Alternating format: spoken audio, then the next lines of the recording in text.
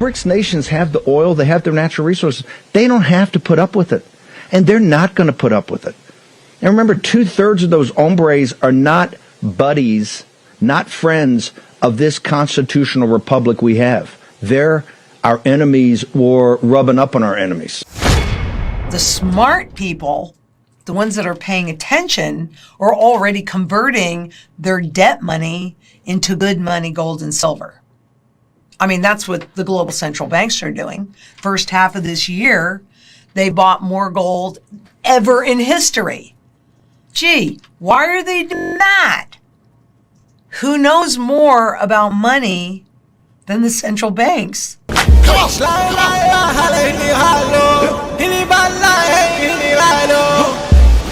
getting made rap money.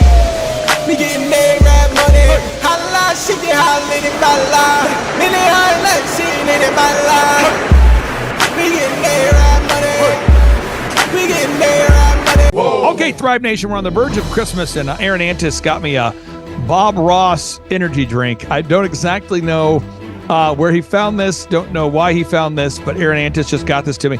And today's guest does not need any energy. This is Bo Polny. He's with us here. We have the hosts of the Church and State podcast, Gabe and Caleb, with us. And on part 2 of today's show, I want every single person to watch this legendary interview with Bo Polny and Andy Schectman. Andy Schectman is a precious metals guru, and I want everyone to watch this interview. But before we play part 2 of today's show, I just wanted to get the good folks at Church and State on the broadcast and Bo Polny just to kind of tee up this show, because I think everybody needs to know what's going on. So we're going to start off with you, Bo. Bo, many people are saying that Brazil, Russia, India, China, South Africa, they're not hiding that on January 1st, they're expanding and becoming the BRICS 10, adding Saudi Arabia, Dubai, many other countries. Putin is running around high-fiving MBS of Saudi Arabia. He's shaking the hands of Iran. He's celebrating with Dubai. Bo Polny, what is going on there, sir? What I've been saying for all my podcasts, we are at, critical mass here. I would best describe it as the world's about to go dark. So what happened was with Lazarus, he died.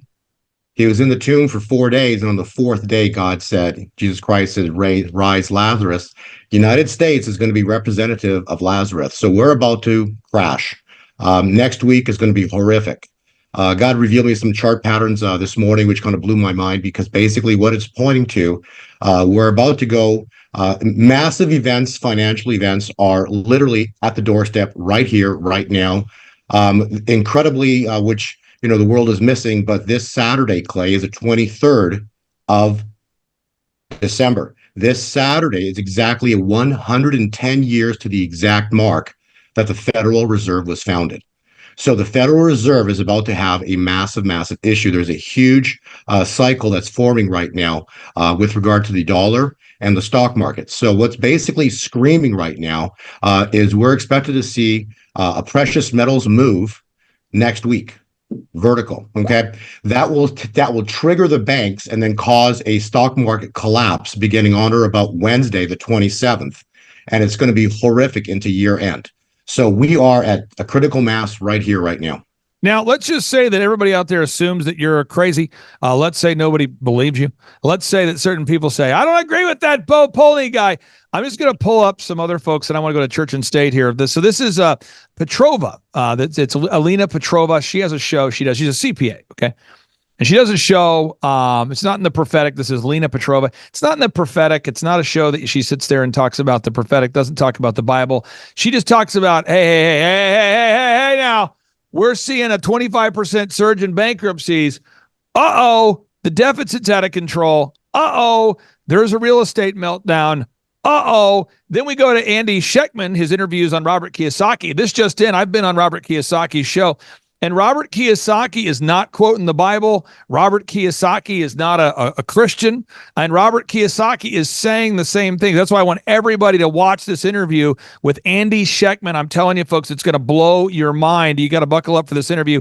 So we'll go to Gabe from Church and State first. Then we'll go to Caleb to one-up you. Gabe, what questions do you have for Bo, or question do you have for Bo before we go to part 2 of today's broadcast, sir? My question is this, Bo, is it still, I got in years ago in, my mid 20s at $15 an ounce, and that was spot price. Now that would be amazing today. I think spot's closer to $25 right now. What are we going to see? Is that still a good deal? Because to me, that sounds like a lot of money. I'm just not really. I'm just going to say that just for sake of our listeners. $25 seems like a lot of money, but I'm holding a silver ounce coin right here that I procured from you. What is this going to go to? So what's about to go down? Okay, so regardless of whenever you bought your precious metals have been manipulated for generations. In that interview that we do with Andy Schectman, I've been in the precious metal industry for a long time. I know the game. I've watched it all happen for like 15 years or maybe 20 years. I understand what's going on. It was a blessing to speak with Andy because I knew the exact questions to ask him. I just wanted him to give the answers. And when you listen to that interview, you're going to freak out because I knew the questions and his answers were mind blowing. Basically, the one of the triggers or the gist of the conversation, one of the key questions I asked him, and you want to listen to his answer, but basically the word manipulation, and he described how it all works. And the point is, manipulation is it's they create paper contracts out of thin air. And then what they do is they manipulate the price down. And all they do is they keep selling paper contracts to create an illusion of price. So price, what you had, you referenced the price of $15, you referenced $25 in silver. I want you to know those prices you quoted are nothing but a complete and utter illusion, okay? The price of precious metals, you're going to see blow verticals. And the reason is because what we're about to step into is the greatest financial event in human history. What is that? Okay. Well, the first two changed everything we knew. Tell me that I'm wrong. But in 2020, in January, and Corona hit, tell me the world didn't change forever. You see, when a seal manifests, everything changes forever. So the world is a global phenomenon with Corona. Okay. Then 5 months later, at the end, and again, first seal was on Hanukkah. Okay, that's when it started of 2019. Next seal, again, seals open on when? They specifically open God's appointed times or seasons. And so what's just happened in the last day of May 30th, 2020, Pentecost, what happened? George Floyd riots. After the George Floyd riots, you have to understand the magnitude of what went down. The George Floyd riots occur, and check what happened. You have the Paris riots, Brazil riots, London riots, Argentinian riots, Black Lives Matter, Portland riots, Chicago riots, Minneapolis riots, Indianapolis riots, New York riots, Seattle riots, Russia-Ukraine war, the Canada Truckers Convoy, the Israel-Hamas war. You see, those are just to name a few, but when a seal opens, the world changes forever. What's the second seal? Peace was taken from the earth. Now, the third seal, which we're stepping into right now, is the greatest financial event in human history. I know Clay regularly asks me, well, why is that a good thing? Because the people of the world, rather than worshiping God, what they're worshiping is money. And why? Because Satan set it up that way. The world is now chasing money, and the money system is how they built Babylon. And what's God going to do? He's going to take down Babylon with how they built it. They built it with the money. So long answer to your question, blessings are coming next year. What is blessings? Matthew talks about it, 30, 60, 100-fold. So you take the price of silver, say, I'm right, you said 15 to 20, 15 to 25, right in the middle of that is $20 silver, okay? 30 times 20 is $600 silver. I would say there's about a 99.9% chance next year we're going to see $600 silver. That's just blessings at level one. Then there's 60 and then 100-fold. Mark my words, we're going to see silver go 100-fold over the next few years, which takes silver to where? $2,000 per ounce. Sound crazy? In the Babylonian system, it does sound crazy. In God's kingdom, that's just a warm-up because silver will ultimately become unobtainium. And the reason being is because when the world central banks start dumping the dollar and buying gold and silver, the Clay's been all over the BRICS. When the BRICS event happens, silver and gold are going to go no offer. No one's going to be selling them. And I believe this could start as early as next week. This event's going to go down or as 2024 begins. And then when the markets do reopen, we're going to see crazy prices on precious metals. So it's all about to go down. We're this close. Now, Bo, I'm not attacking you. This is not a passive aggressive statement. I don't know how to deliver the words I'm going to say without it feeling like an attack. So anybody out there who loves Bo Polny or doesn't like Bo Polny, just deal with my statement here. I tend to listen to people like Bo Polny less than people like Andy Schectman. I typically listen to like an Andy Schectman or a Robert Kiyosaki more than a person like Bo Polny. Like if you get me in a room with a guy who tends to go prophetic and a guy who tends to look at spreadsheets, I go with the spreadsheet guy. I'm very much into the facts, and what I see in the factual realm, and why I wanted to do this emergency broadcast with you is I watched the worlds collide. I watched one of the world's leading experts in precious metals on a show with a man who studies time cycles and Bo Polny. I thought, oh wow, people have to see this now. Meanwhile, Caleb, this is real. This isn't footage I put together. I mean, this is Dubai. This is Russian state media reporting. Dubai is greeting Putin as though he is a god or a prince or a king. Putin is now declaring that he will be the chairman of BRICS in 2024. MBS is now greeting, this is the head of Saudi Arabia, one of the world's wealthiest people. He is now greeting Putin with a certain energy to it where it feels like they're long lost friends.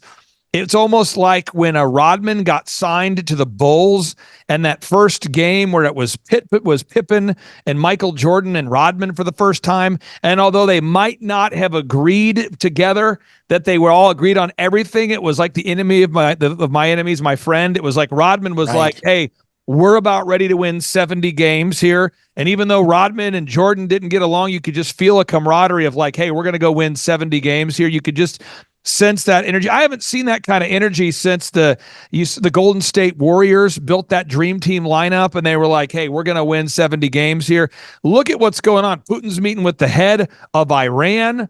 They're having a blasty blast. It appears as though they're putting their differences and religious views aside, getting ready to launch this BRICS thing. So, Caleb, that being said, I mean, you're watching this. You're a very measured guy. What question would you have for Bo Polny, sir?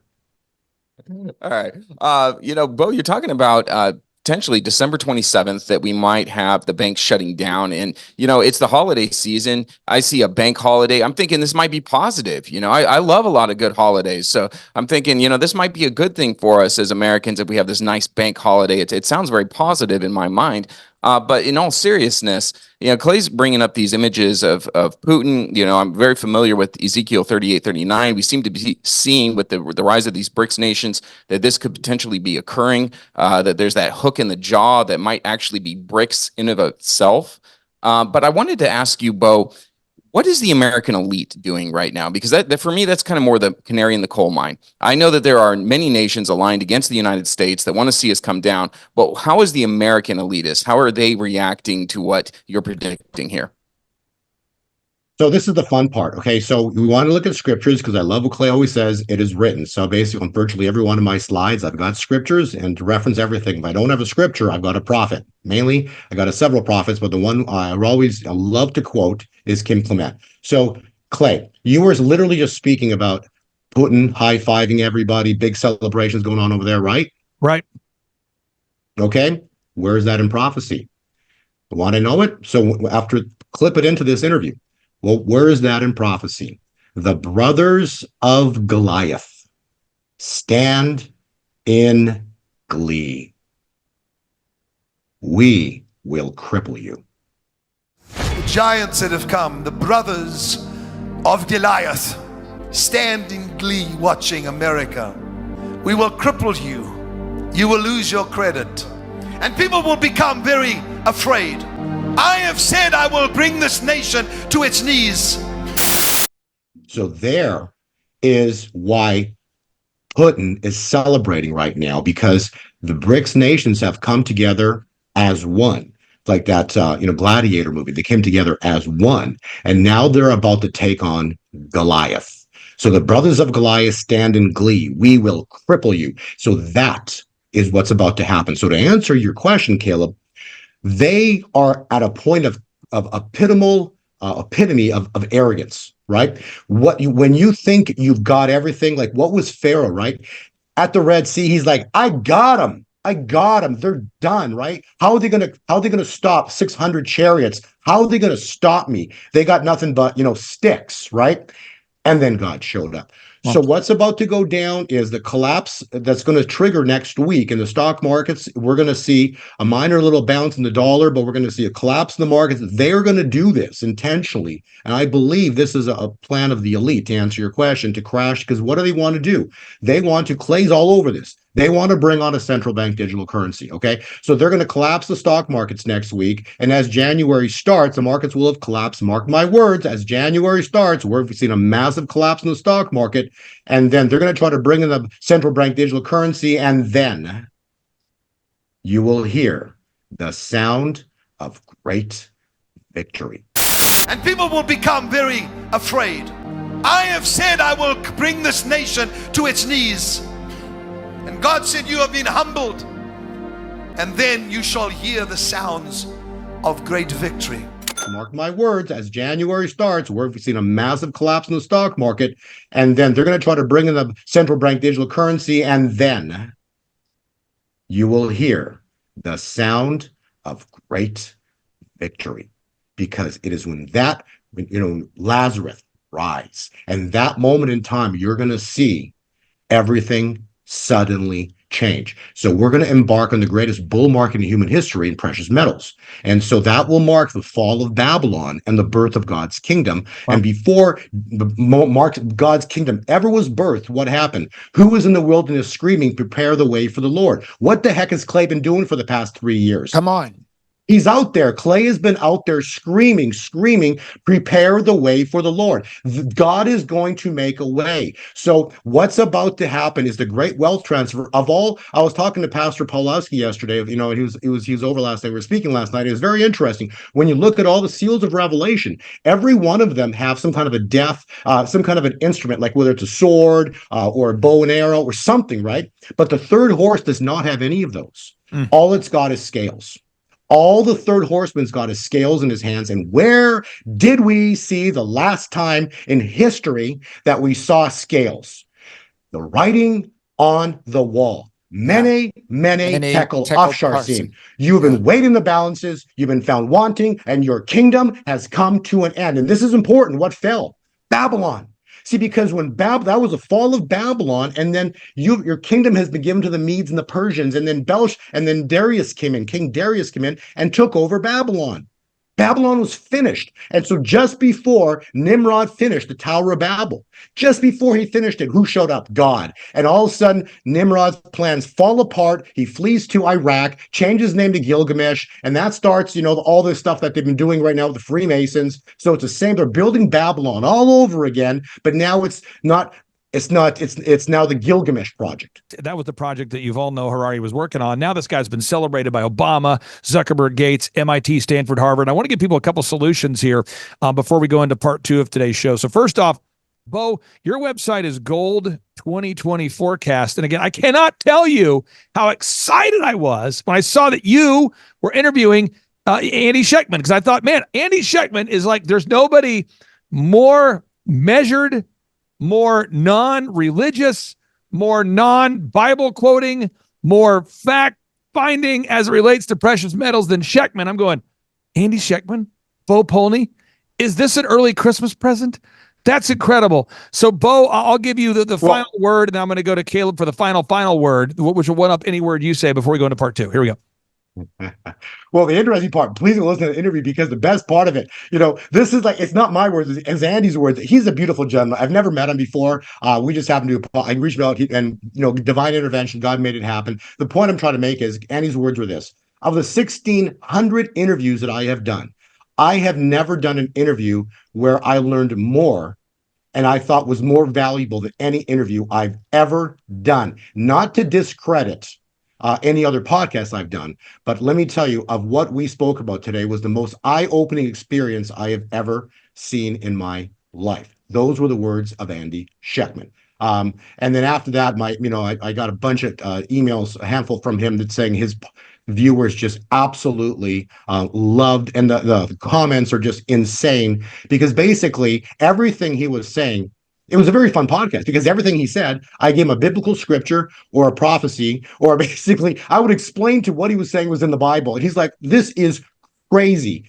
And so it was just an incredible podcast. But the point that, being is, I understand cycles and I understand time, I understand precious metals, but he knows what's going on in the world. So all I'm saying is this: God's not going to be mocked.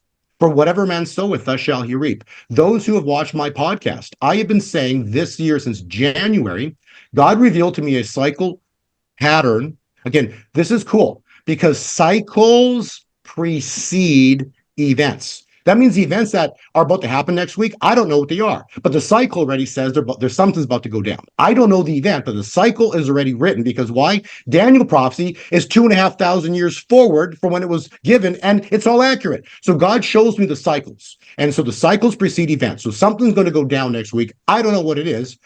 It's going to potentially start around Wednesday, the 27th, and it's going to cause a massive collapse into year end. It's going to be horrific. But on the other side of the coin, this is the fall of Babylon. And then we're going to have historic things start in the year 2024, where we're going to have blessings beyond measure. We're going to have a revival beyond measure. It's going to be the glory of God's going to come down upon this earth. And it's going to be, God is going to make a way. So everything that Clay's been talking about, all of evil's plans comes to a sudden end. And this goes back to when Obama put transgenders in the military. It's been 7 years. The Kim Clement prophecy again says, you have been besieged, America. You have been besieged for 7 years. And that was with Obama.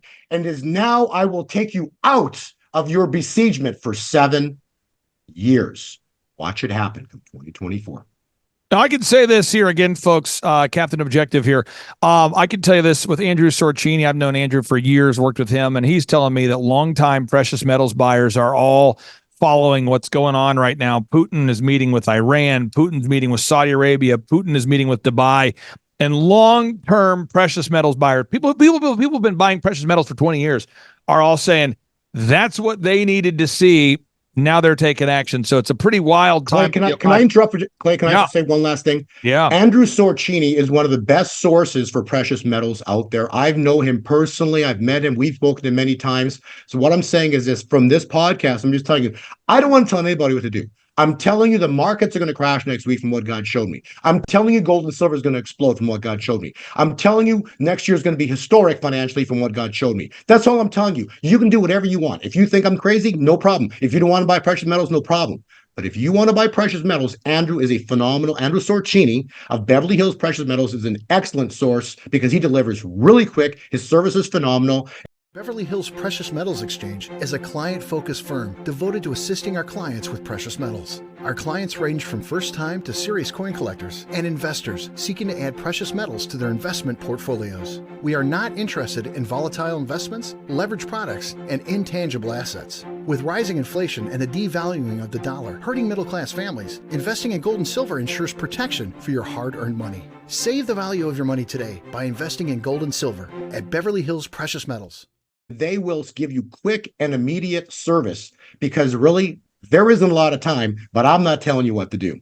Bo, how much did you buy Bitcoin at? How much were you paying when you bought Bitcoin? $400. How much is it now? It's 44,000. Okay. And Bo, so God has, let's just say, because of all these financial things, God has blessed me with nothing but time because money gives you time. Yeah, so there you go. I mentioned this because I just want people to understand. You bought in Bitcoin at $400, and now it's 44,000. You also were the guy who first got a hop on my show, and you said, "Hey, by the way, if it's okay, I'm going to let your listeners know that Roe versus Wade will be overturned." And I'm going, "What?" And so you hopped on the show, and so inner dialogue. Sometimes I'm glad my brain isn't being recorded by Elon Musk's Neuralink yet. Okay, so Caleb, I'll give you the final word there, sir. Any final thoughts before we watch this mind-altering, mind-bending interview with Andy Schectman and Bo Polny? It's going to blow your mind. Yeah, I think a little bit outside of the box. And so I got a great idea for all of the audience members that are watching this show. Look, we're a few days before Christmas. Maybe you're like me and you haven't bought your wife a present yet. Go buy her some silver. Buy her some silver. I guarantee you, when she opens that box, she's going to be disappointed in you. Okay, she will be. She'll be angry with you. But according to Bo, you only got 2 days that you're going to be in the doghouse, and then she's going to love you forever. So go ahead, do that route, buy some silver. That's my final thoughts, Clay. I love that. That's an incredibly pragmatic move right there. You guys are the best. Again, that's the Church and State podcast. If you haven't looked them up, I'll put a link on today's show notes. Bo Polny, thank you so much for getting us in. I wanted everybody to hear this urgent podcast message. I really do appreciate all three of you, and we'll talk to you soon. Sounds good. God bless. Bye. Okay, today is December 19th, Tuesday. I did an interview with Andy Schectman, I think it was maybe 2 weeks ago, maybe 10 days ago, and it went crazy. The response was truly epic. There's so many people that just truly loved. First off, they love you, Andy, and they thought it was a truly blessing for the two of us to talk together. What they call the secular world versus the biblical. I agree, though, Bo. I agree. It was a mind-expanding interview, and I really enjoyed it. I got more out of it than just about any I've done in recent memory. So it was wonderful to come back. Thank you. No, and it's a pleasure having you because we did a little pre-talk here. And like I said, I do my podcast, my path that I travel is I analyze patterns. I study time. And so I don't have the time, that's my path, right? Whereas your path is you're in the fully in the secular world, financial world. You watch all the news of what's going on all the time. And so it's fun to put the two together. And, and it was just enjoyable because when I met you, I really liked you. I just thought we had like a good connection, and you honestly seem like a truly honest person. And I respect that. That's right. I just, to me, honesty and integrity is critical. And you show that, so I love that about you. And so it was kind of fun because then you're like, well, then we talked about cycles, and you're like, because I really, I personally believe you started to get truly intrigued after that interview. So I actually sent you some of my cycle work, and it's you can kind of talk a little bit what you experienced, but the point I want to illustrate was the cycles themselves, and you can confirm this. The cycles were confirming that last week we were supposed to see a cycle turn up.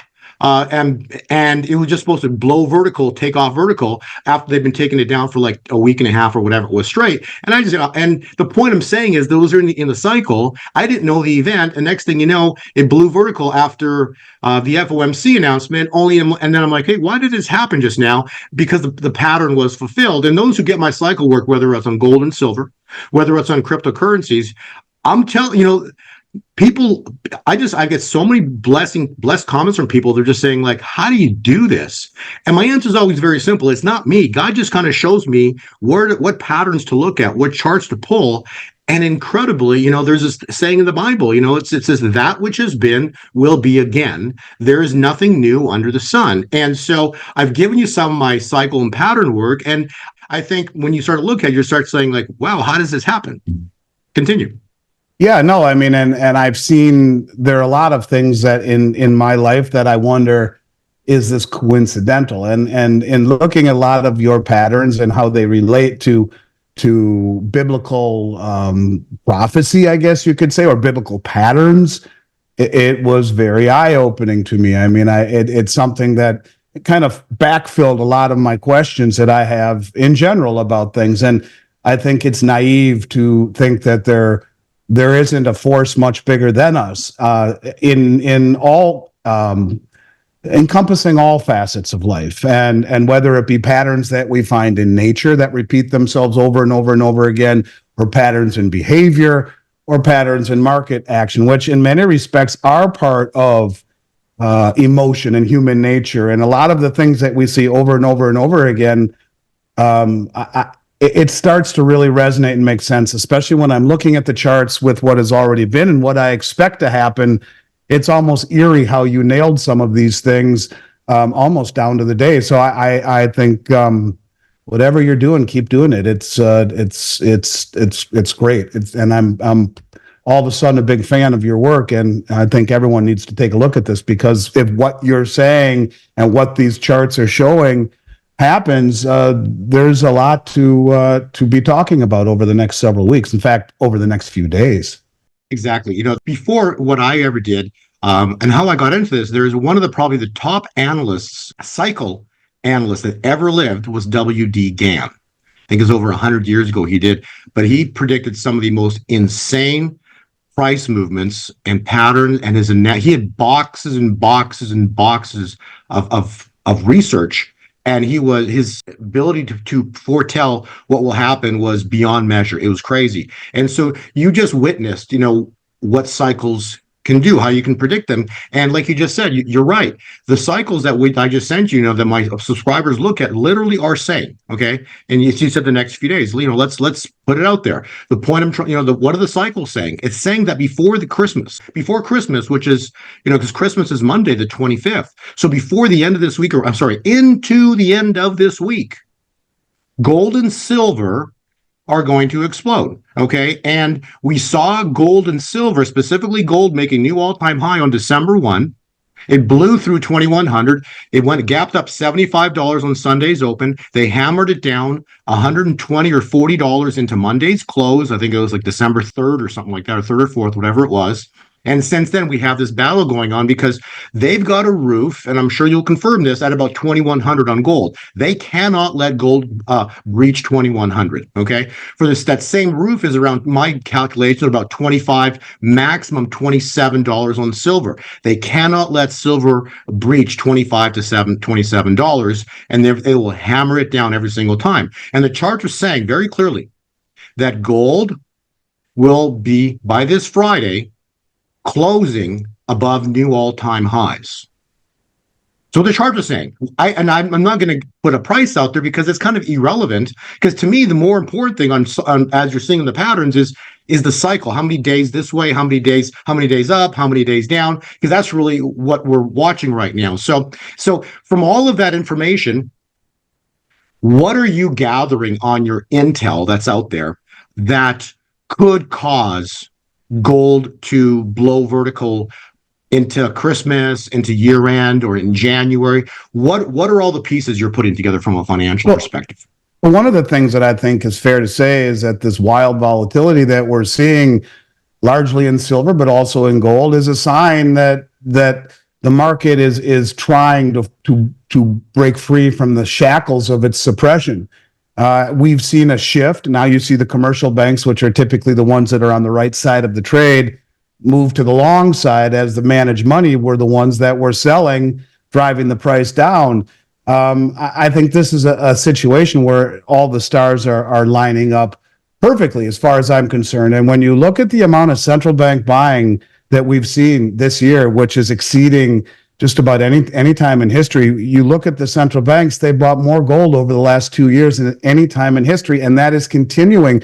Same thing with silver. We just got numbers that, as an example, that India bought 60 million ounces of silver in October and another 20 million ounces in November, on top of 304 million ounces in 2022. And these stars are all lining up perfectly. You see massive central bank buying at the same time that they're selling and not rolling over their treasuries. There is a shift being made by the most powerful people in the world, coinciding with these events. And, I have felt for a very long time that it's been the suppression of the Western market that has enabled the large central banks to reposition using the leverage, the suppressed leverage of the West against us.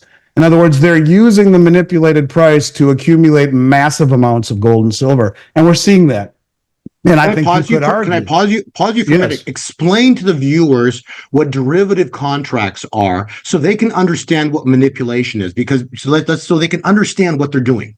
Sure. So the COMEX exchange was designed originally to offset risk. That was the reason it was designed. For example, a farmer who plants a field of wheat in the spring and wants to harvest, of course, in the fall, but in the interim, you have all sorts of variables. It could be a bumper crop, could be a rough year. You could have, pests that eat at your crop, or it could rain all the time, or maybe not enough. And so the futures market said, listen, we'll pair up the farmer and the baker, as an example. The baker needs the wheat to make his bread, and the farmer needs to sell his wheat in order to pay for his life. So, in other words, the farmer plants the crop and then sells his production forward into the marketplace, where the baker says, I'll buy that wheat from you in 6 months, and here's what I'm willing to pay. And here's what I'm willing to sell it at. And it offsets risks. So now the farmer doesn't have to worry about selling his crop at the end of the year. He has a price he's happy for, and the baker knows he doesn't have to worry about getting wheat at the end of the in the fall because he's happy he bought it at a price. Well, that was what it was designed for, and the way that we use it as a metals company. If I have 5,000 ounces of gold in my warehouse, I will sell 5,000 ounces on COMEX. I'll sell it short. Now it's a covered short because I have the metal behind it. It's not a naked short where I'm a commercial bank with gazillions of dollars and just sell to create a perception of reality. We'll get to that. But what it basically is this. So I have 5,000 ounces in my warehouse. I sell 5,000 ounces on paper. If the price goes down by $100 an ounce, I'm down $500,000 in my inventory. 5,000 ounces at $100 a piece. That's $500,000 I'm out in my physical holdings. But what I sold short on COMEX goes up commensurately. I'm market neutral. They offset one another. It is a way for me to offset my risk and not to speculate. Now, I asked my head trader, I don't know, it might have been 6 weeks ago now already, but you'll get the point. I said to him, Ryan, what does it cost for us to control one COMEX gold contract? One COMEX gold contract is 100 ounces of gold, paper form of gold. So you're talking $200,000+. And he said, well, the trade costs us just a few bucks, but we have to have roughly $7,000 in our margin account. That's it. So if the price never goes against you, you don't get a margin call. So I have $7,000 in my margin account. I can control $200,000 worth of gold. Well, what if I'm a commercial bank or a central bank with 500 million in my margin account? I have $500 million in my margin account. I now control $15 billion worth of notional gold and silver contracts. I just want to pause you. People need to understand very clearly. So with $7,000, you can control $200,000. And now imagine a banking institution that has unlimited funds. Imagine what they can do with that equation. Continue. And they don't need to have the gold backing it in order because they have the deepest pockets. And they also know where all the pain points are. They're the ones that sell the options largely. So they know where everyone is positioned. They know where they're going to get people to capitulate. So what they can do is they can paint the tape, as it's called. They can control the narrative by buying up through resistance levels, triggering buy orders, or selling down through resistance levels, triggering sell orders, which begets more selling or begets more buying. And so it's a corrupt system. It is one that is over leveraged in this case by about 35 times and rehypothecated, which means everyone who has a contract, it represents 100 ounces of gold, or in silver, 5,000 ounces of silver. Now, I haven't looked at the gold lately, but just the other day I was looking at the silver positioning. And in the registered category on COMEX, that's the category where the bars that are supposedly backing the contracts are available for delivery. It was rehypothecated 1,490%. In other words, 1,500%. In other words, there's 15 times more contracts than there are bars backing them.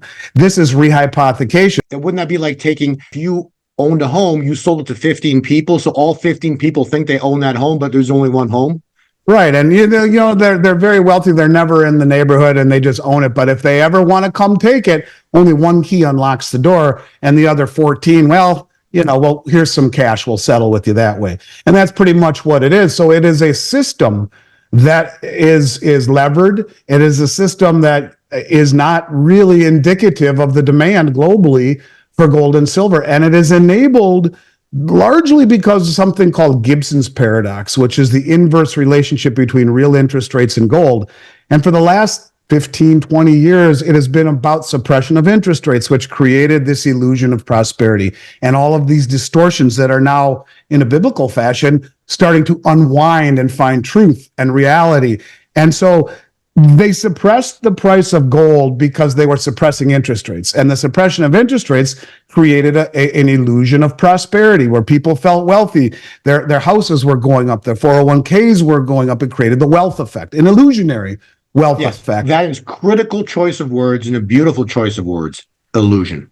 Yeah, and that's exactly what it is. And so they had to suppress the canary in the gold mine, which is the price of gold and silver, because it is the barometer by which we measure the health of a currency. In other words, if you have very high interest rates, then the theory would be that you wouldn't want to really buy gold because it doesn't pay any interest. You would just buy U.S. Treasuries. If you have zero on the federal funds rate for the better part of 15 years, well, then there's no opportunity cost in buying gold, which doesn't pay interest. And that's really the theory behind it. So then gold would go higher. So by maintaining this artificial price of interest rates, they stepped on gold and they stepped on silver. It created all sorts of distortions. And so when you talk about the COMEX, the price setting mechanism of the West has created distortions in commodity prices, and in particular in gold and silver, which the West had vested interests, whatever they may be, in keeping low. And so I think what you are basically witnessing is a unraveling of this, because what they didn't count on was, and maybe again, this falls in line with what has been written, right? And the fact that there are no coincidences and cycles have a way of playing out.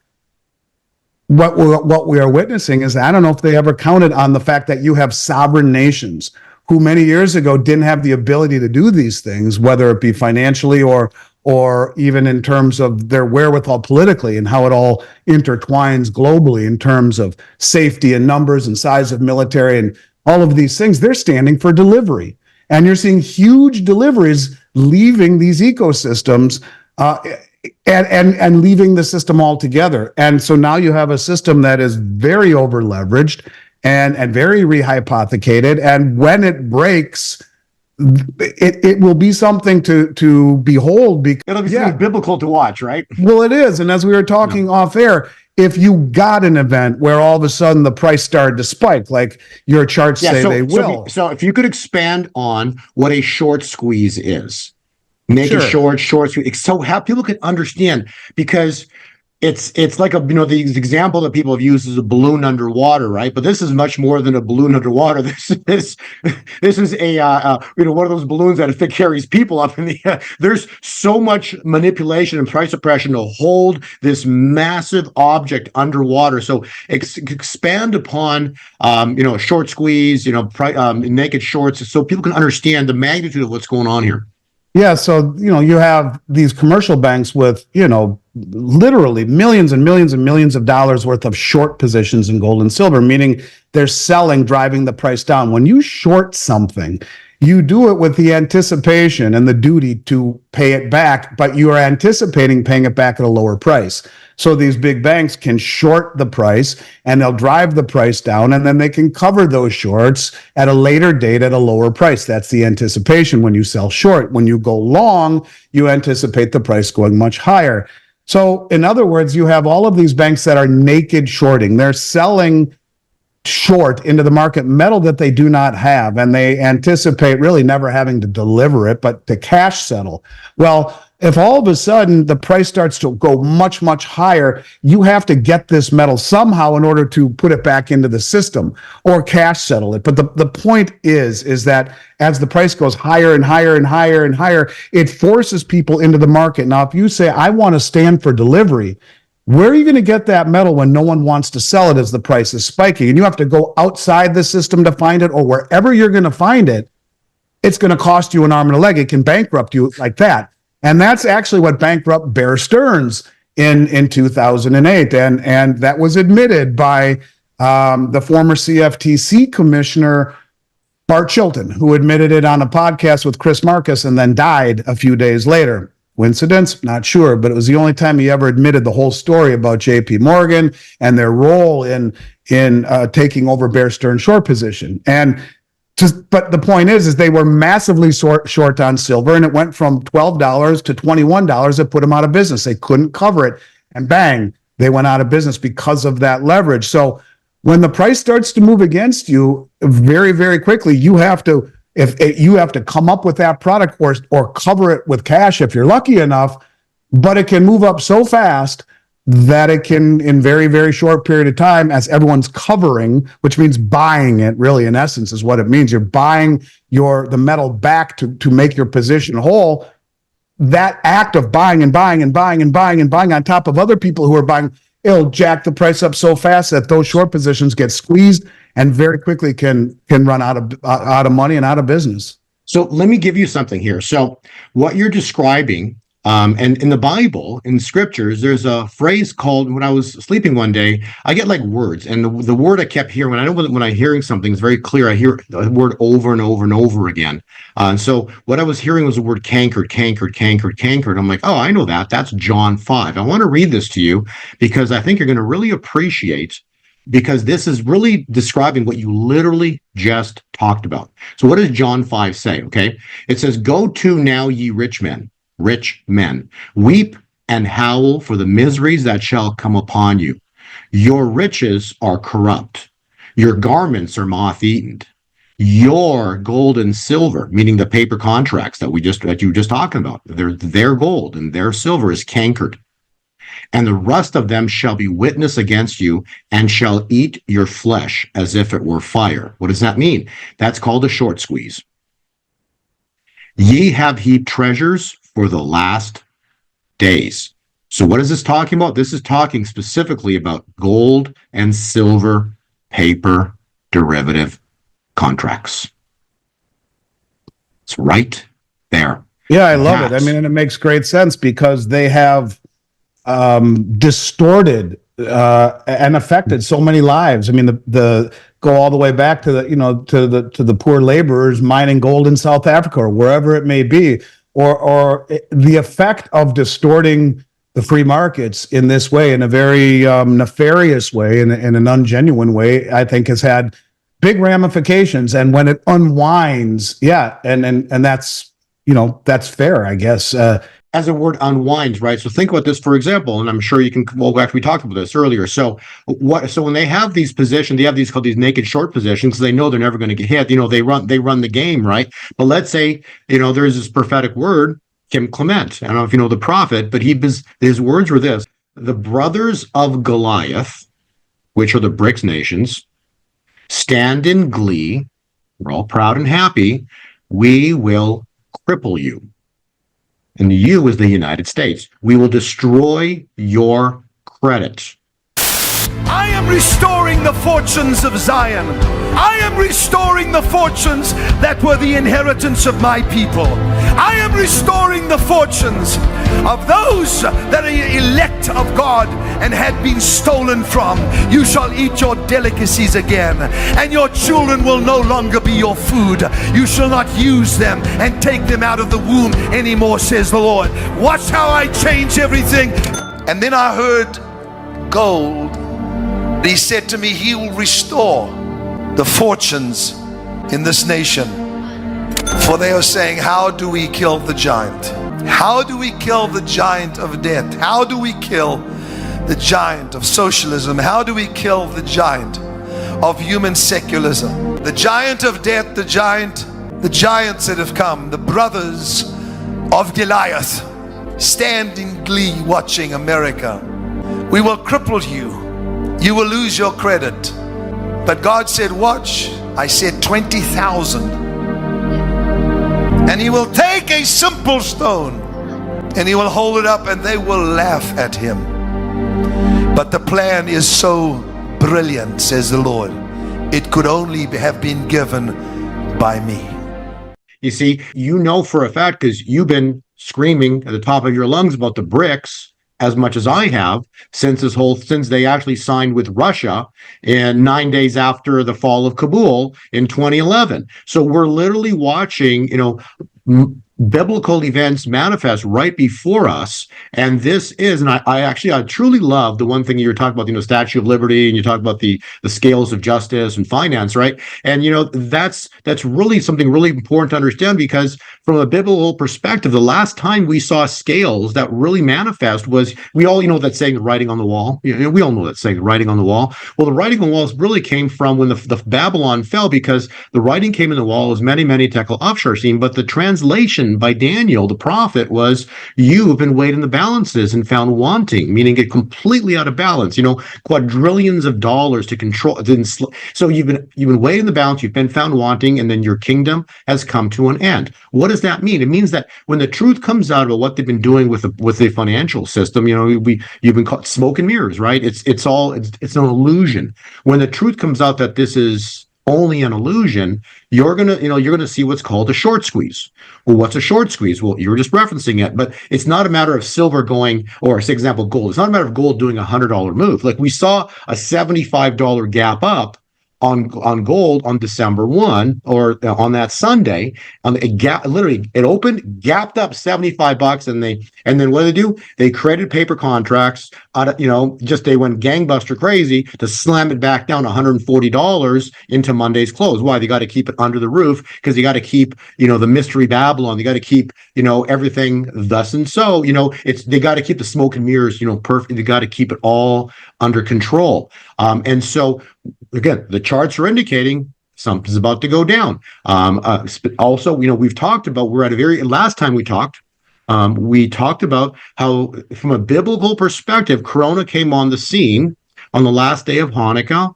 And then stepped us into 4 years of, evil would be probably the best description of what just went down in the world. Thus, you moving to Florida and the whole thing, right? And then all of what happened with the rioting in Minneapolis, where I used to live, right? So all of these things happened upon the world. Now, the opposite to that would have been Rosh Hashanah, which would have been Hanukkah that just finished last Friday, on the 15th. So that would have been the matching date. But again, I didn't see anything that it was like a wow factor happen on that last day. But again, we're talking about God will do things in his times and in his seasons. And so we've got a seasonal moment in time right here. I did see something. Bo. Okay, so there's 2 points. So we've got the 15th of December, which was the last day of Hanukkah. And then secondly, we literally right into a seasonal transition point, because God will do things on his seasons as well. And that's this Thursday, the 21st of December. So tell us a little bit what your thoughts were about last week. Did you see anything? Well, I saw something that I think could be a very important pivot point. And I say it because after our conversation, I've been looking at things through a different lens. And I mean, you really, in many ways, opened my eyes to something that's right in front of me that I never saw. And so I've been looking at certain things a different way. Now, I don't remember when we talked last week, we talked about the United Arab Emirates at all? No, we did not. No. Okay, so good. So, a lot of what I've talked about and what we talked about are all of the things that Saudi Arabia has been doing. And we talked about the Afghanistan pullout and the contract that was signed between Saudi Arabia and Russia for joint military protection. We talked about the BRICS, how Saudi Arabia has joined the BRICS, how they've joined the Belt Road Initiative along with every other OPEC country. We talked about how Saudi Arabia joined the Shanghai Cooperation Organization, the largest regional military organization on the planet. We talked about how they joined the BRICS New Development Bank. We talked about how they told folks in Davos, hey, we would listen to taking other currencies for oil. Now, that was all very provocative, but not as provocative as what I saw over the last 10 days or so. And culminating with what I saw happen at the end of the week last week, which I'll tell you, and maybe there is more significance in it, maybe not. So what happens many times too is hindsight's 2020. So like events will go down. For example, when Saudi signed the BRICS with Russia, the contract with Russia, I didn't know that for like a few days afterwards. And so news comes out afterwards about maybe events that we on certain dates that we had as critical dates. So we're still waiting to see what pans out. But I am interested in seeing what you got to say. Oh, the world's a big place, man, and that's part of it too. So, anyways, so United Arab Emirates has a conference 10 days ago or so in Dubai for the United Nations Climate Change Conference in Dubai, United Arab Emirates, and it was preceded over by the chairman of the state-owned United Arab Emirates oil company. And he was the guy that was, presiding over this conference. And there were 200 delegates invited from around the world, representing 200 countries that came to Dubai for this conference. The day or 2 days before the conference, right after we spoke, United Arab Emirates publicly said we will not take dollars for oil going forward, and we want all of the BRICS countries to start using our local currencies for oil sales. They're in essence saying, I'm sorry, that was on the 5th. That was actually announced on the 15th of December. it was announced a couple days before. I don't know the exact day, but it would have been right around the beginning during Hanukkah. At least during Hanukkah, probably. Yes, and so that's a huge shot across the bow. Listen, they are the 7th largest producer of oil in the world. They are an OPEC producer, and they just were admitted into BRICS alongside of Saudi Arabia. Now, it gets a little bit more provocative than that. You know, Putin hasn't left Russia but maybe twice in the last couple of years because of this Western bounty on his head, so to speak. And after the meeting ends, after all these 200 countries leave, after a day or two before they were told we're not going to take dollars for oil anymore, and the head of this state-owned oil company tells the former president of Ireland, listen, just so you know, if we go green and stop fossil fuel production, we're going to send everyone back to the caves. You can tell where their head is in this. Everyone leaves, and lo and behold, last week, unannounced impromptu meeting where Putin flies to the United Arab Emirates flanked by 4 Russian MiGs to protect him, an unannounced meeting into the United Arab Emirates, and then flies from there to Saudi Arabia, where their 1.1 million barrel oil reduction, now they upped it to 2.1 million barrels per day in the face of a falling oil price. And so is it coincidence? Is all of this coincidence where, I saw that video. He's actually high-fiving or low-fiving the leaders of Saudi Arabia. Yeah, and they did all sorts of a big celebration for him with the fighter jets and all sorts of stuff. So, there was no fear. Right. And in my mind, this is a huge deal. Now, maybe it's setting off this chain of events, but it is a huge deal to me when, you saw what happened to Gaddafi and Hussein when they threatened to not take dollars for oil. Well, this is a different thing. And is it a coincidence that Putin flew there and said, hey, what did he say to him? We got your back. That's a great point to bring up because, Saddam Hussein, Gaddafi, you have to understand, right? These were small nations, right? And so the moment you go against King Dollar, look what happens to you, right? But this is a whole different ballgame. This is really important because the BRICS is not just like a little nation. We're talking hundreds of nations have come together, and the BRICS represents, some of the biggest Goliaths, right? So this is, and China, Russia, we're talking big deal going on here, and so there's no way that you can't go invade the world now. This is biblical what's coming down here, because what we're watching is an attack on the world reserve currency. And why is that so important? Because for a fact, they take big planes, they stack them with pallets of money. They've taken them around the world. They buy off anybody or any country they need to buy off. They've used this money system to enslave humanity with credit cards, mortgages, student loans. This money system went from the millions in time of Nixon into the quadrillions, which is 1,000 trillion is a quadrillion. So this money is basically been, the Bible's clear, their love of money is the root of all evil. And so the money is how they built their empire. In that case, this empire is Babylon. It's how they did it. And so unless the US dollar falls and loses its status as the world reserve currency, nothing changes. Nothing changes. And so because they will continue to use this money system to control everything. But now we've got a huge problem. And you just brought it up.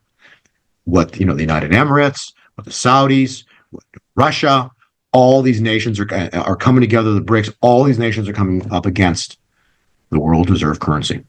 Yeah, and 20 countries have formally applied to the BRICS. Another 20 have informally applied. Every single one of the 20 that have applied are very resource rich, including Venezuela, who has the largest known physical deposits of oil in the world. And, in and of themselves, not so much. Add them little by little by little, and more, you get mass adoption in cryptocurrency speak. You get a large enough mass of humanity, of GDP and of military might, where it's not something like you said, you can't go and attack the world. And all of these countries are joining with their neighbors. They have regional influence. And so you're finding safety in numbers where countries can do these things now that never would have had the nerve to stand up to against the West. And, so it's a big, big, big deal, in my opinion. And I've always said that the moment where it gets very real is when Saudi Arabia and all of OPEC says, listen, you guys sign an executive order to go green. We appreciate that.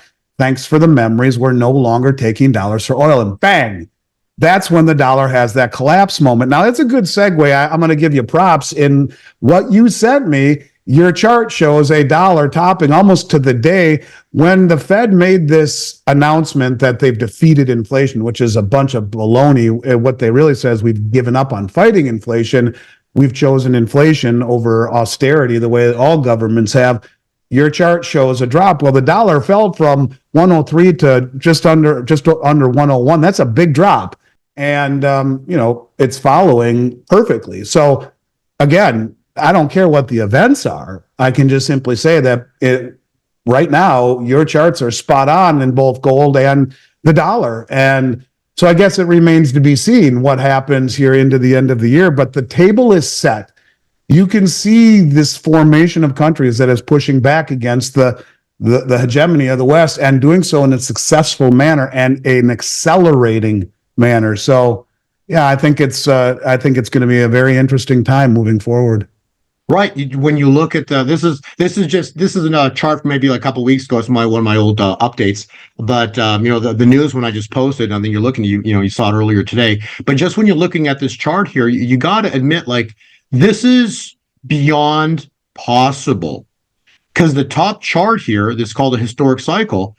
This is 2 years ongoing. You can look from point A, B, C, D, and E, every single part. So for the US dollar here is right in the middle, and then gold's below it. They're opposite cycles, but the cycle here at the very top, the historic versus the US dollar cycle, you got to go like, how is this happening? But yet it's near its perfection, because as October hit at point E, that was it. Look what the dollar's been doing ever since October, right? But more importantly, the October time point was predicted way back here in January, in January of 2021. So the point I'm trying to make is, I don't watch the news so much because my specialty is to study the patterns and count time. I study time, and then I analyze patterns. I overlay them on that. And so all I know is, regardless of all the cumulative events of the world, will in essence and in the end fulfill the cycle, fulfill that exact pattern. And so that dollar pattern that I show you, and I've done this podcast with you and other people, all I'm saying is, you think it's bad now? Oh, you ain't seen anything yet, because you've seen the further progression of that. And the first quarter of next year is horrific for the US dollar. And if we're expecting, the cycle itself is potentially indicating that as we head into Christmas, like the end of this week, the last trading day of the week, we're supposed to be at new all-time highs on gold. So if that's the case, what the heck's coming next year? You get what I'm saying? And so that means that the roof broke on gold. It means the 2100 broke on gold. So the big question is, what the heck just happened? And more importantly, that's what we talked about, the short squeeze, right? Could be pretty exciting. Absolutely. Well, I think it very well will be. If you see the price of metal move to that degree, yes, the amount of short contracts that are out there will be enough to put companies out of business. I mean, it's that substantial. Now, who knows if that happens in terms of this massive squeeze on COMEX or not, but I will tell you that the table is set for that to happen, and the fuel to the fire that will push to the upside. And that's the great. I just wonder, just for a second, the table. That's the point I'm trying to make, is the table is set for this to happen. The cycle for the U.S. dollar is down for, let's just say, a long time. Okay, not for another week. No, we're talking months. Okay, so if the dollar is heading down for months and months, explain, the correlation between gold, silver, and the dollar. Yeah, well, and that's exactly, they're inversely correlated, and they're also inversely correlated to the U.S. stock market, one of the few assets that is inversely correlated to it. And a lot of that has to do with interest rate suppression. But, I would argue that maybe the dollar is down for a lot longer than that. We just got news, and this comes directly from the Congressional Budget Office, a branch of the United States government. And they said that by 2031, 7 years away, that 100% of the revenue they take in from income tax will go just to pay the interest on the debt and mandatory entitlements like Social Security, which is already 70 trillion in the hole. And a trillion seconds ago, as we said last time, is 31,688 years ago. So think about this for a moment when you talk about dollar strength and how much of a crossroads we are really at, or a Rubicon, right?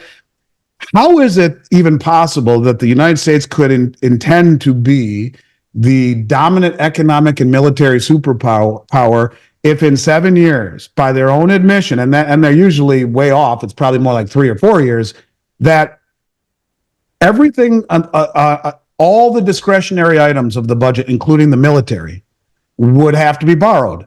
So, how is it that we're going to have the strongest military in the world when we're reliant on the rest of the world to lend us money to build that military, to go and be coercive and to maintain this hegemony that everyone's pushing back against?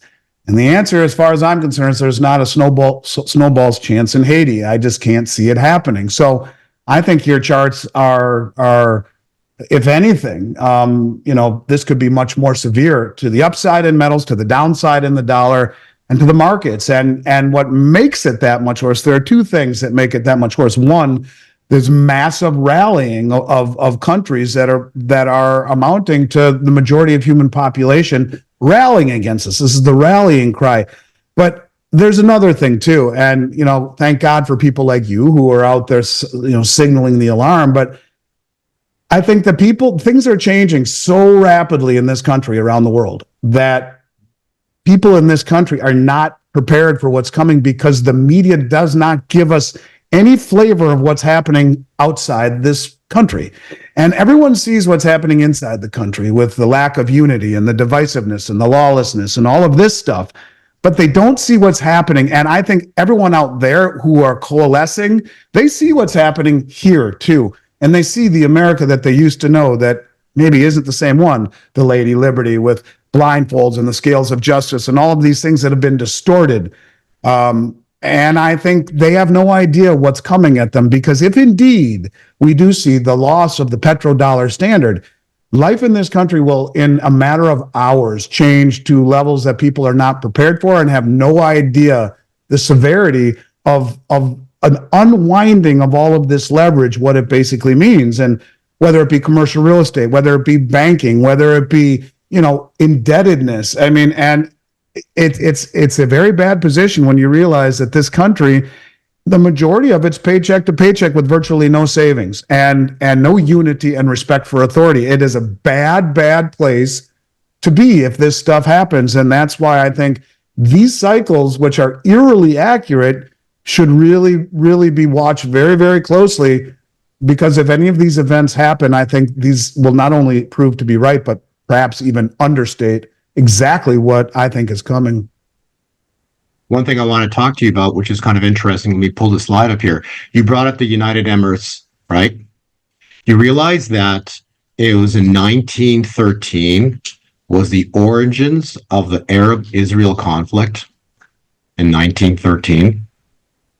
I did not know that.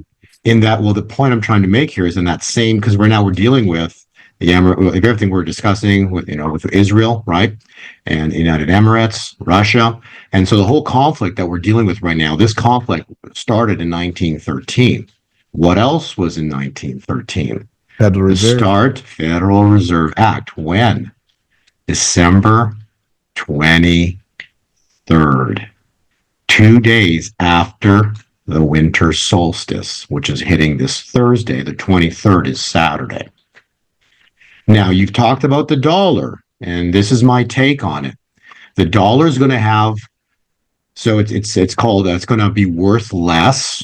That's the first devaluation that's coming here in anytime now into the first quarter of 2024. That'll be a sudden 30% haircut on the dollar, taking it down to the 70s on the index, which is horrific because we're talking leverage upon leverage upon leverage upon leverage with these derivative contracts. This is just not a 30% haircut. This is 30% on quadrillions of dollars. So this is going to be the collapse or the fall of the US dollar as a world reserve currency. That's the first haircut. Then the second haircut is another, so to speak, worth less, and then worthless.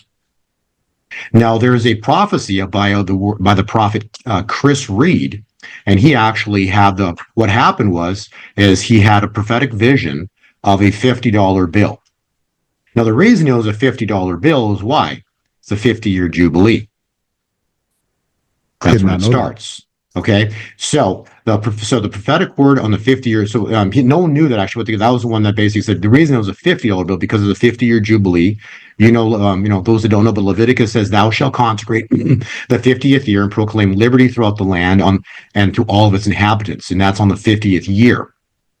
So we know that the Nixon took us off the gold standard in 71, but it wasn't until 73 petrodollar conflict, right? We know that the Roe v. Wade became law in the year 73, 50 years is now. So all of this is screaming. So from Roe v. Wade to the petrodollar contract, even to Klaus Schwab in the World Economic Forum, they're the ones we know that are basically working with the Federal Reserve. They're all in bed together. So they went in. There was 71 was when they were founded, but it was in 73 they published the Davos Manifesto. So all of this is screaming 73. 73 plus 50 is 2023, which is now. We've only got 2 weeks left in 2023. So this is the interesting part. So the Federal Reserve now, we're talking, it's exactly this December, this Saturday, the Federal Reserve is 110 years old. First haircut's expected on the US dollar, which is imminent. That will lead to another haircut on the dollar sometime in the future, which is going to cause gold to even do another bigger moonshot in the future. And then that leads us into the year, basically we're looking at about 2030, because that'll be 120 years for the US dollar. And that's when you read Genesis 6:3, that says, "And then the Lord said, My spirit shall not abide in man forever, for he is flesh, and his days shall be 120. So the US dollar has got a cycle of 10 more years left in it, but this is the haircut. This is the fall of Babylon, which means it will lose the status of the world reserve currency. So everything after this, everybody knows the game is up. The game is exposed. People will still transact. It's like within the nation, some people will still be using the US dollar, but nations as a whole, other countries will not want to accept it as payment. Why? Because they know the game's up. They know Caesar's got no clothes. Yeah, so that's my take on the dollar. I believe it. And it's interesting, too. The head of the Crown Prince of Saudi Arabia earlier this year, 2023, said that China is not only our largest trading partner in oil, our most important trading partner now, but for the next 50 years. And it's interesting. He used the term the next 50 years almost as if he was closing the door preemptively on the dollar as being the petrodollar now after 50 years. And all of these things are lining up together. And when you see the seventh largest oil producing country in the world, who was just admitted to BRICS alongside Saudi Arabia, make this announcement, and then have Putin fly in flanked by 4 jets, I mean, this is a coincidence, or is it real? And then goes into a massive, celebratory welcome committee celebration in Saudi Arabia. Is it coincidence or is it not? And I would argue no. I mean, this is actually kind of freaky how it all plays out this way. Have a look at this. This is another, use the word freaky. This is a beautiful explanation of the word freaky. You got 4 horsemen in Revelation. Look at their colors, right? You got white, red, black, and green, and then compare them with all the flags of the Middle East. What a coincidence. Mm-hmm. You see what I'm saying? You see how all of this is coming together beautifully? Everything's lining up for a massive shift in the world, but it's all predicated on one specific event right now. The next critical event is very specifically this. It's the third seal. It's the scales in the hand. It's, like you referenced earlier, the scales in the hand. It's financial rebalancing. Something huge is about to happen in the financial system because it's all based on how they built it. It's very pleasing and enjoyable speaking with somebody who really understands and can explain to the viewers the magnitude of the fraud. Because what else can you call it? Well, and what it really is to me, Bo, honestly, I'm a guy who I'm spiritual. I've never been religious ever, and for whatever reason. And I want to pause you for a minute just to let you know, all religions of the world, every one is man-made to control man within the same, by what? The dollar. You see, all of it's a control mechanism. It's all about control. So I just wanted to add that in so people, when they say the word religion, just know that is divide and conquer. If you can have the whites fighting the blacks, if you can have this religion fighting that religion, evil wants to segregate as many things and people, because there's billions of us, they want to separate as many people as possible, because the more that we fight against one another, right, the less unity that we have, and then there's no strength. And because I believe in that fully. And that's part of my thinking. Yeah. I mean, that's one of the reasons why I've pushed back against it. Yet I don't want to sound conceited, but I'm deep enough in terms of my intellect and my thought to understand that there's so much in front of us that can't be coincidental, and so many gifts that we've been given on this earth to get to where we are as a society, to be able to get to the moon, to be able to do these things. That's not a coincidence. We're not living in caves and using stones and trying to keep a fire going any longer. So I understand the bigger picture. And I also am very, very spiritual, and I believe in a higher power. I believe in all of these things. But when you put this together with what I have been looking at from a completely different angle, and then put it together against these cycles, these biblical cycles, and see the accuracy of them, regardless of what the catalyst was, if it's written in the sand, so to speak, then we don't know what the catalysts are. We just see what happens as a result of those catalysts. We're revisionist history, so to speak. But you can see it unfolding, and I guess all I'm trying to say is, and I mean this sincerely, it's been a bit of a revelation to see this and to look at it from a bigger context, and it actually gives me greater conviction that what I am seeing is true, because it's all lining up, and the things that I've been talking about from my own perspective have lined up. When I put this layered over it, it becomes, whoa, now it's a whole different level of almost spooky. Like it's spooky. But yet you can see the accuracy of it. And when you look at previous events, as you've so eloquently laid out, in 73 and in 1913 and all of the significance of that, it's pretty cool. Like I said to you last time we talked, I'd like to sit down with a bottle of wine and in front of a fireplace and pick your ear for an evening, because I think it would be a great evening. But I think it's added a lot of color to the things that I talk about and the things that I think about. So I thank you for that. All I can say is, in closing, there's nothing random in our world. I think you're starting to see that as well, too. Everything's by design. From a biblical perspective, the greatest prophecy ever written is 2,500 years old, the Daniel 2 prophecy. And every kingdom that ever was talked about, Babylon, Persia, Greece, Rome, the papacy, think about that. Everything existed, but this was spoken about 2,500 years ago. It's crazy. Yeah, right. It is. But the only piece missing to that, it says, while you were watching, a stone carved out by no human hand comes and destroys Babylon, which means that this is the hand of God's going to be intertwined in this whole thing to take down the Babylonian money magic system, because that's what it is. It's a money magic system of what they've created, and so that's what's going on. It's all about the king dollar and how they built it all, and so something's big's about to manifest. I think our meeting was a divine appointment. I think God wanted, God uses everybody. He uses all of us. Says to me, I use you to show my people. Yeah, so why not? What do? Why? I showed you, and when I showed you, your eyes went, And it wasn't me forcing it. I just literally showed you, look, what do you think, right? The point I'm trying to make is there's nothing random in the world. We're all in this together because bottom line is, there's two things in this world. There's evil, Satan, and there's, like you call it, a higher power. That's true. It's God. Okay. There's a creator, and all the evil is a creation, period. So all the evil that's in the earth is because it's a creation, but there's a creator. And that's the higher power that you reference. Bottom line is nothing's random, and exciting times are coming. Horrific times are coming, but it's a double-edged sword. It's the best of times in the worst of times because, you are prepared. You knew and know what's coming. You've been in the business of gold for 30 plus years, if I'm not mistaken. So why? So because you know that this whole system is smoke and mirrors, and now it couldn't be more obvious.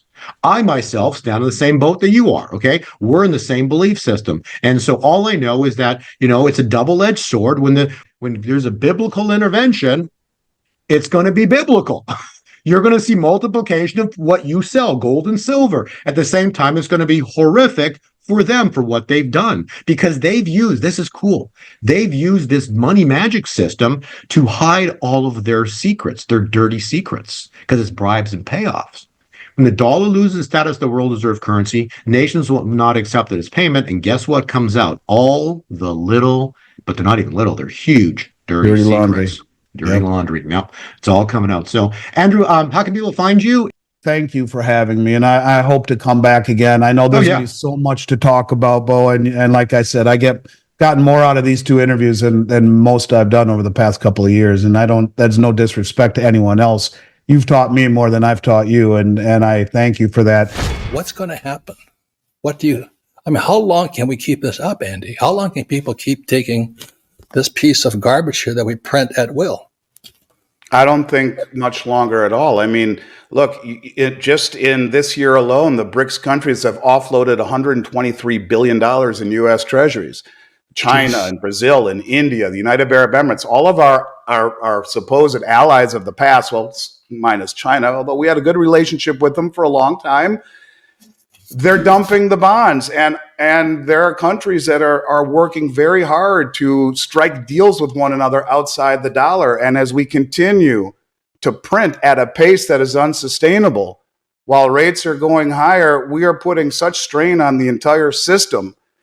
The whole system's going to be dragged down, and maybe that's what they're intending to do. But maybe that's why, and it's not just the wealthiest traders in the world, that being the central banks, it's the most sophisticated and well-informed, continue to buy gold at a pace that the world has never seen over the last 18 months, more than they have ever seen. And every month, it's bigger than the last. They know what's coming. And this is a very big deal, and it must be done methodically, not too quick to cut off your nose to spite your face. But there will come a point, and I call it logarithmic decay, little by little by little by little by little, then bang, all at once. It's like going over the falls. Well, we're seeing the little by little by little by little by little. Every interview that you and I have done, we've talked more about the little by little by little by little by little. Where are we in this logarithmic decay where we hit the falls? Don't know, but we will hit that. And I think that's what you're so good at showing people is the little by little by little by little. And when the all at once comes, when none of us know when, it probably on a Sunday night, if you're not prepared, not just with gold and silver, in every way, I think it's going to be a very, let's call it a religious experience, and one that I don't think will be very pleasant for the majority of the people who don't see what's coming and therefore have not and cannot get out of the way. Last question, about 30 seconds. What's CBDC going to do when the Fed goes to the Fed coin? What happens then? Well, I think in order to get to the CBDC, you have to create an event. And that event could be the loss of the petrodollar and everyone dumping dollars, which creates hyperinflation. As the dollars hit our shores and inflation goes straight up and interest rates go straight up to compensate, not controlled by the Fed, but by the market, and everything collapses. But have no fear. Lael Brainerd and her central bank digital currency, the number 2 economic advisor to the U.S.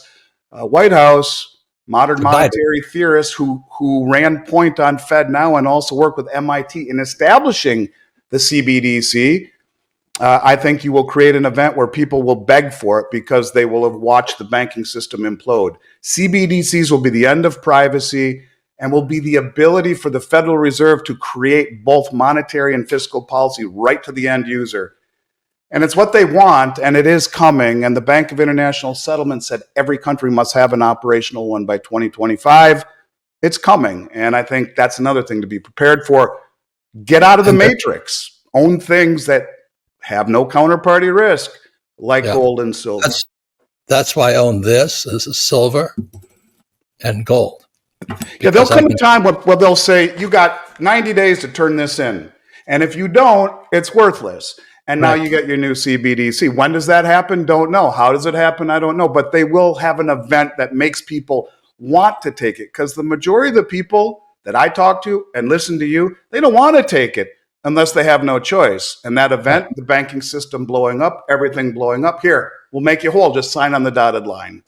Of our currency. I'm talking about our currency being used throughout the world.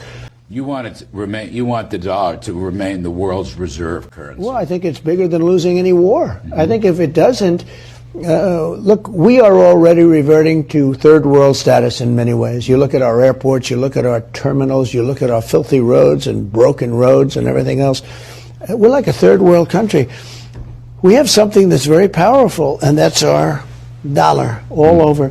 But you take a look at what's happening to it now with other countries not using it. And you know, China wants to replace it with the yuan. And it was unthinkable with us. Unthinkable. Would never have happened. Now people are thinking about it. That could happen.